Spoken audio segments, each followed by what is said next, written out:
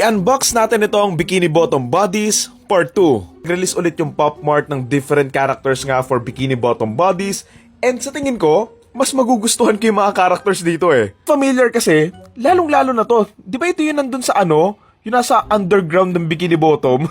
Nabili ko to sa Pop Mart for 3 to 4,000 pesos. I'm not sure kung magkano pero nasa ganung range. Ito yung mga characters na nandito. Andito nga yung Pilay, yung Police, yung Doktor. Ito, yan yung may suot na gloves. Tapos ito di ko to maalala eh. Tapos itong mailman. Ito yung itsura nila sa malapitan. Si male fish, si bully fish, si mascot fish, si scientist fish, explorer fish, and si crotch fish. I'm not sure if ito rin ba si my leg! Oh, parang naalala ko na nga, etong explorer fish, siya yung nandun sa diba? Sa Magic Conch Shell episode. Naligaw sila SpongeBob and Patrick, tas kasama ata nila si Squidward dito, tapos yung Magic Conch Shell lang nila yung kinakausap nila. Ito ka dito, I really wish I weren't here right now. Honestly, ito yung pinaka-inaabangan ko. So ayun, buksan na natin.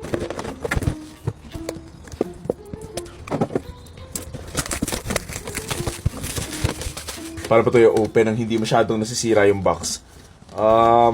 Ayokong sirain yung box eh. Woo! Yan na, 6. Kit ng kulay oh. Parang beanie. Ito na nga yung laman niyang 6 na box. And ayun, buksan na natin. Okay, let's start with this one. So meron nga tong kasamang card sa loob pero hindi ko muna titignan para surprise kung ano yung laman nito. Hula ako si to siguro. Si mascot fish. Ito yung card na laman niya sa loob. Ang nakasulat nga is mascot fish. Ang cute ng picture niya. Ang cute niya oh. Yung unang box pa talaga yung pinakagusto ko no. Ang cute. Suot-suot pa siyang gloves. Di ba? Di ba ito yung nandun sa yung nasa ilalim ng Bikini Bottom na episode? Ang episode na parang horror, di ba? Yung nakakatakot. Kasi nga, ang dilim tapos parang maraming mga magnanakaw ganun. Ang cute-cute niya. Ang cute. Next tayo.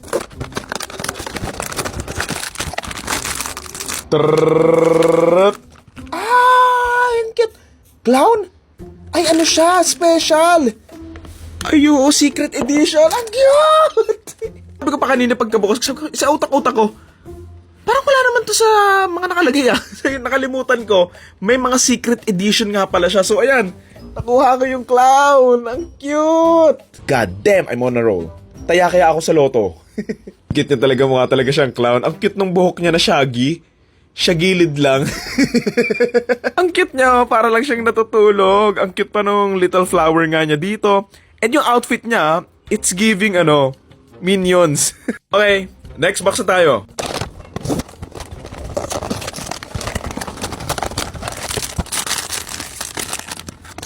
Alam nyo honestly, kumpara doon sa first box ng Bikini Bottom Bodies, mas gusto ko to. Ito nga ay si crotch fish, yung pilay nga na isda. And I'm not even, naalala ko siya, pero hindi ko maalala kung saang episode siya mismo. Naalala ko kasi si Mayleg yung Mayleg! Pero iba ata tong pilay na isdang to eh. Pero ang cute niya, meron pa siya yung saklay sa gilid. So i-cast pa yung binti niya. Nahulog, napilay lalo. Ito pala yung ID niya by the way. Ayan nga nakasulat, crotch fish. So far lahat ng nakuha ko, magaganda. Laka pa ng mata nyo.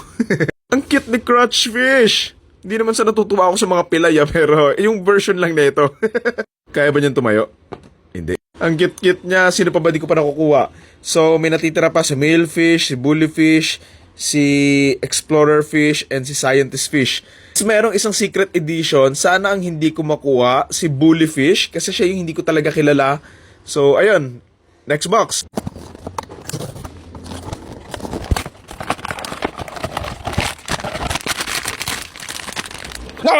Nga natin si bully fish. Siguro narinig yung sinabi ko kanina, nabati tuloy. Cute naman din siya, pero honestly hindi ko lang kasi talaga alam kung anong episode siya galing and kung sino yung binubula. Ang cute nga niya medyo kamukha niya si Jenna Ortega sa Addams Family na series. So ayun, cute naman din ito. Pero ayun, let's see. Last 2.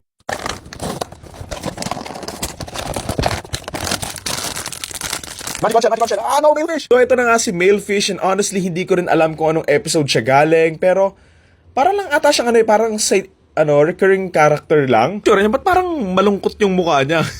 Ayan yung itsura niya, ang cute pa sa kanya, meron siyang bag. So, pwede pa talagyan? Ay, oo, pwede ka maglagay. May laman? Ay, hindi, ano lang. Parang may something lang sa loob. Pampatigas siguro. Wala, natanggal yung shoulder bag niya. Balik natin. Yan. Cute. Yung itsura niya sa malapitan, akala ko pa nga noong una, mali yung mata, pero tinignan ko doon sa box. Ganun naman pala talaga. Cute din niya. Hindi ko lang talaga maalala kung anong episode siya galing. So, ayun. Okay, let's go na to our last box. Okay, last one na tayo. Pero tanong lang muna, tuwing nagpupunta ako ng Pop Mart, takanta talaga ako, bakit yung ibang tao, inaalog yung box? Like, kaya mo bang mahulaan kung ano yung laman? Sa pag-alog lang? Parang hindi naman. Ano yung maririnig mo? Ay, ano to? Tumatama yung angulo. Ito yung ano eh. Ito yung So like I said, may isa nga ditong hindi ko makukuha. So far, ang natitira na lang is si Explorer Fish and si Scientist Fish. And sana si Explorer Fish yung makuha ko. Kasi si Scientist Fish hindi ko rin to kilala eh. So sana si Explorer Fish. Please. Please. No! Oh, ito na. Si Scientist Fish. Parang tabingi yung ulo niya. Honestly, hindi naman talaga sa ayaw ko sa kanya. Pero mas gusto ko lang talagang makuha si Explorer Fish. Kasi ayun yung ko talaga eh. Cute din naman tayo si Scientist Fish na pwede rin maging Doctor Fish. Pero ayun. Sa bagay, nakuha ko naman yung secret eh. So siguro okay na yun. Pero sabi din nila, kung makukuha mo yung secret, tatanggalin namin yung isa sa mga pinakasikat dito. So again, ito yung Scientist Fish and ayun, wala, tapos na. We are done na sa second box nga ng Bikini Bottom Bodies. And kayo ba, sino sa kanila yung pinaka nagustuhan nyo? So, i-comment nyo nga din kung ano yung mga backstory nito mga characters na to and kung saang episode sila galing para maalala ko lang. Lulungkot talaga ako na hindi ko nakuha si Explorer Fish pero sige, nakuha naman yung secret eh. Pero yun, sayang. So yun lang naman for this Bikini Bottom Bodies and ayun, ching.